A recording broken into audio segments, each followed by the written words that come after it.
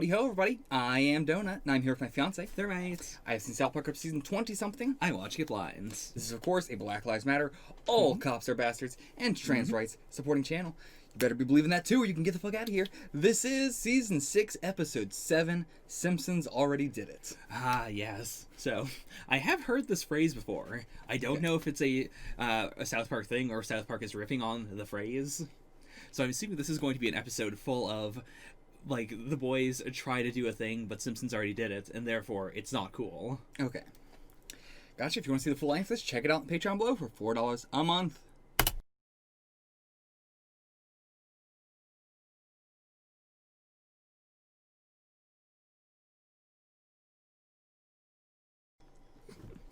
What a weird end. That's a wild post 9/11 episode. Yeah.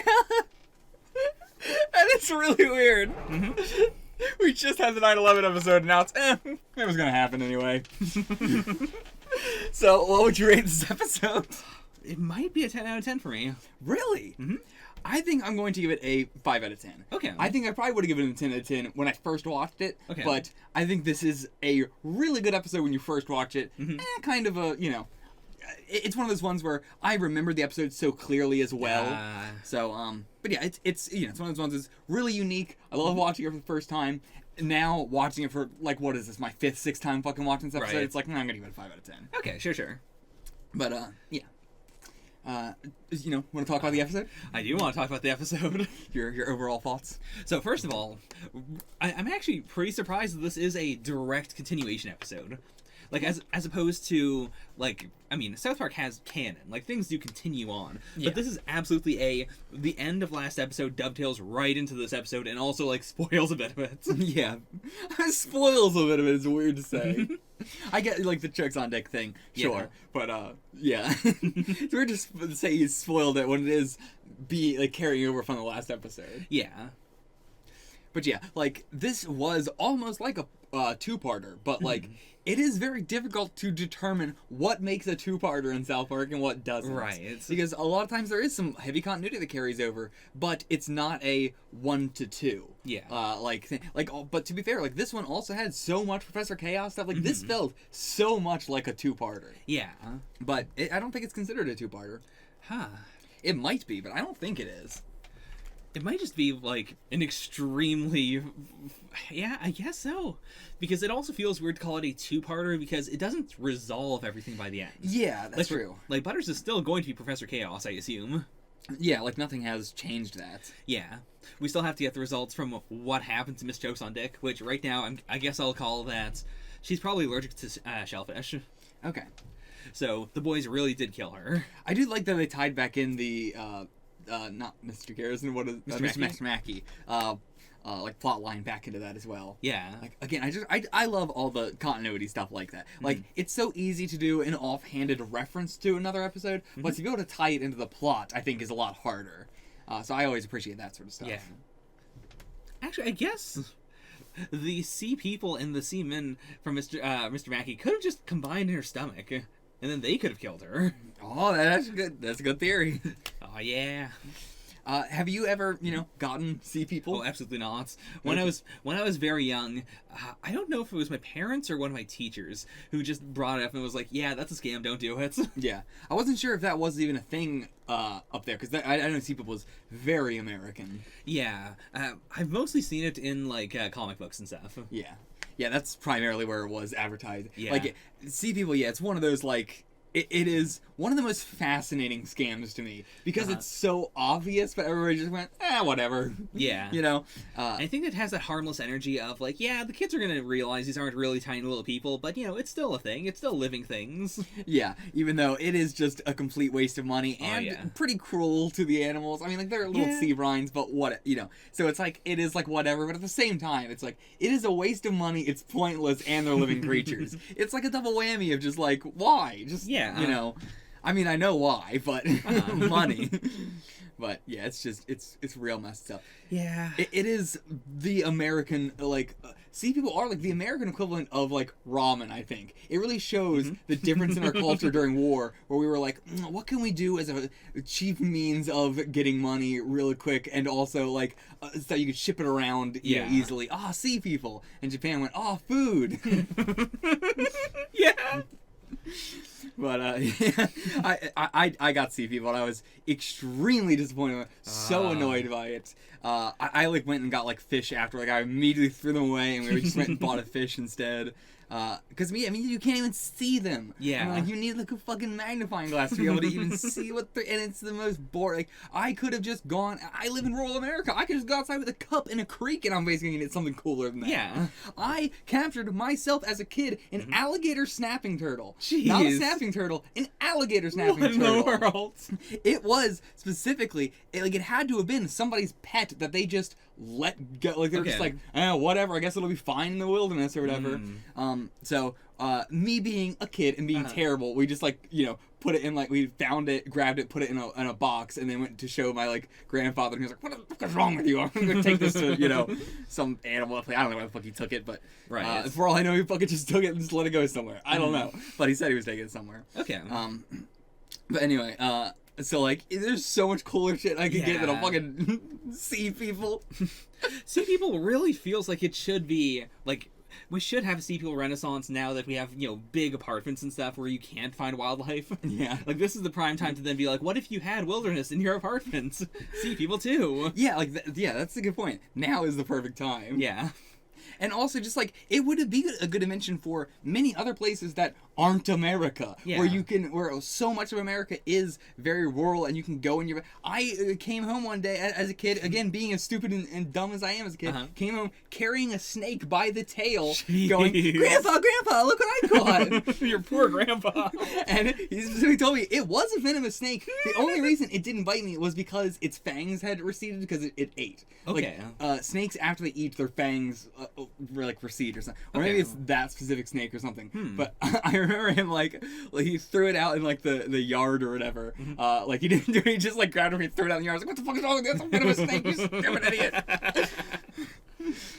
But I remember that so clearly because it was me and my friend, and it was like he like sat us down and was like, do you know what would have happened? Like if you had gotten bitten by that, you would have died, or like your friend would have died. Like you would not have known what to do. You would have been in too much pain. By the time either your friend or you went to go get somebody, like the venom would have already gotten to you and all that, and it was it definitely have never found the snake since. But I was a dumbass kid.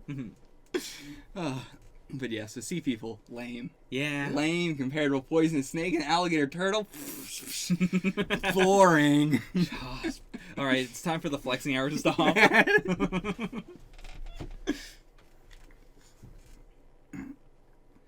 Oh, actually, okay. So before I get into the notes. Yes. I mean, there's so much in this episode. Yeah. But the notes also help us, guide our discussion a bit. Yeah. But so the idea of Simpsons already did it did come up at first during what was the episode called? I don't remember. It was the molestation episode where they called and said their parents had molested them, and everybody was living in this sort of Mad Max world. I mean, not really Mad Max. It was more like Stephen King and stuff. It was parodying 10 different things. Yeah, we saw the episode. But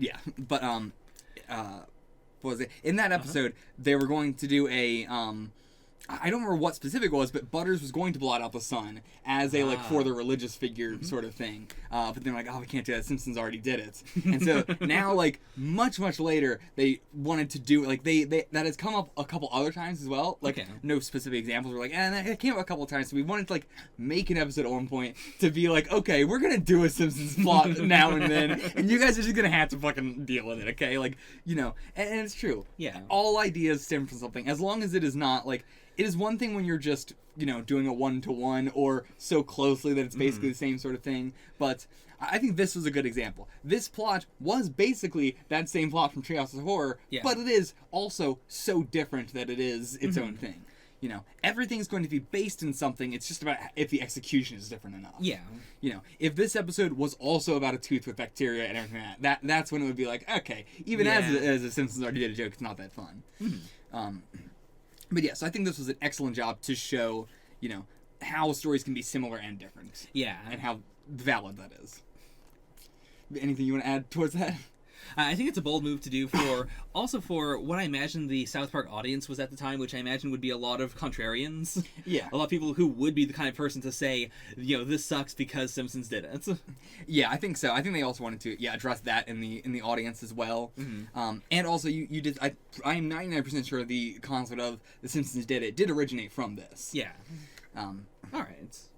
So yeah, I think they definitely wanted to, hammer that in the head. Also, with as much as they make fun of everything, they kind of just do like this is about The Simpsons. But to be fair, they have done Star Trek plots so often, but nobody really calls I don't know if anybody called them on the Simpsons things. I mean, they didn't do anything, but I think it's more they thought in their mind people would call them on the Simpsons things, where people wouldn't call them on a Star Trek thing because Star Trek is live action, sci-fi, where Simpsons is cartoon, we're being too similar to it. Right. Whereas in reality, they're both the same, and you can it doesn't matter which one it is, you can do whatever the fuck you want to do. It's valid. But I think that was what was going on in their minds with that. Right. Of, because it's another comedy sitcom cartoon, people would find it too close. Yeah. I think that's the difference. Also, I actually didn't know about this, but there's actually been quite a lot of I don't know what you would call that, of the Simpsons also doing a couple South Park plots and then quoting South Park as a it is okay to do the same plot that another show has done. Okay. So both shows have kind of shared this we'll handle similar plots and everything like that. Fair enough. I mean, and even then, The Simpsons, every time the South Park has been nominated for an Emmy up to where we are now, or nominated for an award in general, not an Emmy. I think they actually were nominated for an Emmy at one point very early on. But either way, every time they've been up for an award, The Simpsons has won that award for a very they were nominated for an award for having an episode that was very focused on gay stuff in the 90s. But The Simpsons also had that episode just a couple weeks prior, and there was something else along those lines. I can't remember what it was, but. And then Simpsons also did an episode about the same exact thing just prior. Okay. So Simpsons and South Park I feel has a lot of crossover in terms of the both shows liking both shows, whereas I feel the audiences are very vastly separate. Sure. I mean, the Simpsons audience is very vastly separate from most other cartoons in general. Yeah.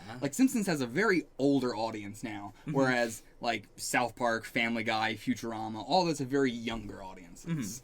I mean, also, just in general, it does feel so weird hearing the characters say, yeah, of course Simpsons done everything. They're in season 13. And right now, The Simpsons has been renewed for seasons 32 and 33. Yeah. The Simpsons is going to do everything. They will cover all plots possible in history. I mean, also, right now, South Park's on season 20-something. Yeah. I mean, they're both, insanely, again, South Park is going to cover pretty much every plot. That's why there's so many times where, South Park also just covers the same plot multiple times, which is why so many times I'll read episode title and be like, oh, this could be one of three, I don't know. But, I think, so many people, get on shows about being so long, and I feel The Simpsons gets that a lot. One Piece gets that a lot. I mean, long, but being long doesn't necessarily make something bad. Right. Simpsons, I have nothing against The Simpsons. I don't like The Simpsons for a lot of the same reasons that I wouldn't like most other sitcoms.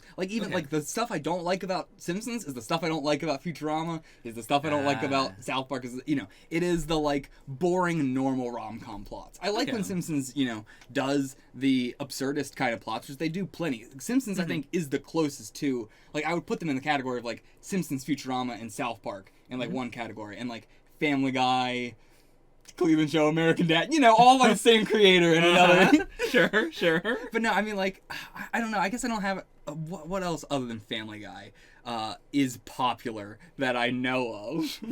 I'm not up with modern cartoons. Yeah, modern cartoons and everything. Bob's Burgers and stuff. Yeah, I guess that's a good one. Bob's Burgers. I like Bob's Burgers, but I'd also put that in with Family Guy or King of the Hill. King of the Hill for sure.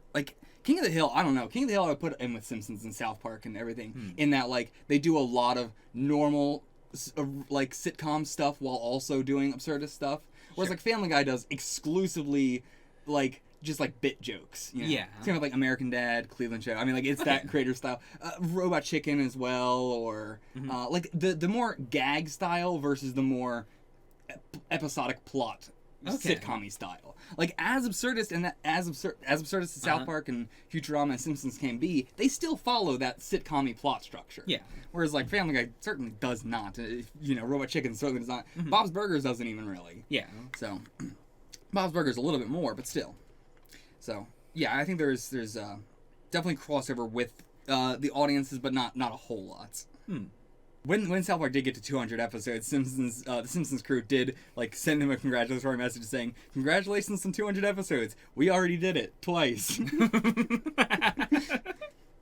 Actually, the Simpsons had a episode like actually pretty soon after this, like in 2003. That was like about like it did actually depict three of the South Park boys, Stan, Kyle, and Cartman. But it was also about like adults voicing cartoon kids. Okay. And like, you know, whether that was like if that was weird or not. Okay. I mean, because Simpsons does it as well. Yeah. But like it was like is it weird that we have kids doing violence and then it's adults voicing the kids when it's like, you know, you watch like any Hollywood movie and everybody's like, you got a fucking 25-year-old to play a 17-year-old, what's fucking wrong with you? You know, but for animation's fine. Right. You know? I never thought about that, but it's interesting, especially being brought up in like 2003. It's interesting. I'm sorry, did somebody in The Simpsons suck a dick to get semen? I mean, I wouldn't be surprised. Is that a common thing in The Simpsons? Is that one of, when you think of The Simpsons, do you think of somebody sucking a dick to get semen out? Because somebody did say that they praised Trey Parker and Matt Stone for managing to be able to contrast the episode with actual Simpson themes like Cartman performing fellatio on some guy in an alley. I don't know what that means, because with actual Simpsons themes like Cartman performing fellatio on some guy in an alley, I don't know what that means, because then it's while respectively paying their dues, which I assume has to mean like paying their dues to their audience of like South Park stuff. Sure. But why is the Simpsons theme sucking a dick? I have to assume that they meant that contrasted with Simpsons-like themes. But with the way it's grammatically phrased is definitely not how that comes off. I mean, that could also be a reference. I don't know. It could be. Hey, somebody out there, let me know. Send me that scene, please. I need to see Bart sucking a dick. Oh no! In the autopsy room, they did have a vial, like, you know, there was all the vials with little things in them. One of them was, you know, a little thing in it, and it just said Hitler on it. Oh no! Oh no! Oh yeah, I loved the callback to the Spirit of Christmas with Jesus versus Frosty. Like, once again, making that canon. That was canon. That did happen. It truly was canon. So, how did you feel about Tweak this episode? Like, how did you feel that he fit in with the boys? Not super great. Like, I do think he's got too much paranoia to really meld with them very well. Yeah. Like, it feels like Tweak's doing the Tweak thing, and the boys are the boys. It does feel a little bit distinct. Yeah. Like, Butters definitely did fit in even more as a, like, permanent fourth, like, role. Yeah. Like, he was very different than the rest of them, but he fit in itself. Yeah. Like, I think my favorite Tweak and the boys thing, which is also kind of separate, is when Tweak was going through all Can't Touch This. Yeah. In order to signal to the boys. Yeah. But even that, like, that felt like the rest of the boys plus Kenny could have all been doing their thing, and they had Tweak along, and Tweak was doing that. Yeah, I think that's a good example. Like, it's not a good replacement for Kenny, whereas Butters was a good replacement for Kenny. Yeah. Whereas, like, yeah, Tweak just would fit in also if Kenny was there. Whereas, like, Butters doesn't exactly actually fit in that much with Kenny being there, too. Yeah. I don't know why, but it just... I guess it's because it's not everybody, you know, getting on him. Like, Kenny would not be the kind of person to, right. You know, tell Butters he has to do this thing, blah, blah, blah. Or they would just, you know, get Kenny to do it, because Kenny would be way more willing to do it. Yeah. So I think that's why he doesn't fit in as much. And Tweak is not exactly as karma spongy as Butters. Yeah. So, you know. But at the same time, I do like Tweak a lot, so I like just seeing him, you know, here. I'd say that, like, Tweak doesn't have the resilience to he's not the kind of person I think of when I think of someone who has a lot of backbone, but he does have enough of a backbone to say, like, guys, this is a really bad idea, and he will, like, put his foot down sometimes. Not all the time. Like, he still needs to be permissive if he's going to be one of the four. Yeah. But, yeah, like, I can't see this lasting too long. I think we'll have at least 1 or 2 more episodes of, Tweek being the fourth boy, but I feel like he's gonna burn out. I feel like this was a good episode for his first, being with the boys episode, because it is a episode plot revolving around them all freaking out. Yeah. I loved the style change, by the way, like the animation change for the Simpsons yeah. crossover. You seem to really not like it, but it reminded me so much of the Timmy Turner and Jimmy Neutron. Is his last name Timmy Turner? Yeah. Okay. Timmy Turner and Jimmy Neutron crossover. I can't Fairly Odd Parents is the name of the show. Yeah. But that crossover was so... I've seen so much like manga crossovers where it's like, oh, this manga and this manga doing a crossover event thing. But it's always like, that's that artist, and then this artist draws their characters. Yeah. It's usually one of those things. Or they'll find artists with a similar style. But the Fairly Odd Parents and Jimmy Neutron crossover was so distinct because it was a 3D CGI style and a 2D style. So it merged so well. Whereas with this, again, it's such a distinct style difference between South Park and The Simpsons. Yeah. Like, versus any other cartoon. A crossover between Family Guy and Futurama would be interesting. Like, animation-wise, it would be interesting, but not... Like, they don't have this very distinct design. Right, South Park has this very cardboard cutout distinct design. Simpsons has all the characters are yellow. Like, it has that almost Hanna-Barbera kind of style. Sure. It's like the corn episode, was fun, but it wasn't that distinct because Hanna-Barbera is different from South Park. But even just with them, I think the Simpsons characters being all yellow, even adds further, and it has a very distinct palette as well. Whereas like Hanna-Barbera does not. Hanna-Barbera has pretty much the same palette as South Park. Right. It's like South Park's palette actually might be, inspired mainly by Hanna-Barbera. Now that I think about it, because South Park does have a very distinct color palette that it uses. Yeah. It is almost like.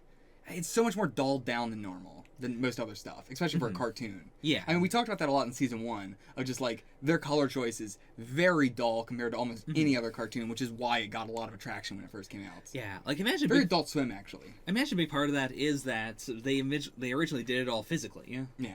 And by the very nature of how ink works, like, it's going to dull down. Also, when you're taking a picture of it with, like, flash and stuff, you don't want it to, like, shine. I feel like we went on a stretch there of... them not really using the huge amount of characters they have, whereas now I feel like this season they've been getting back into like okay guys, we have a lot of characters, they all have voices, they all have names, we should be using them and stuff. Like we're seeing so many background characters again finally, like Mrs. Crabtree and I just saw him, who was I thinking of?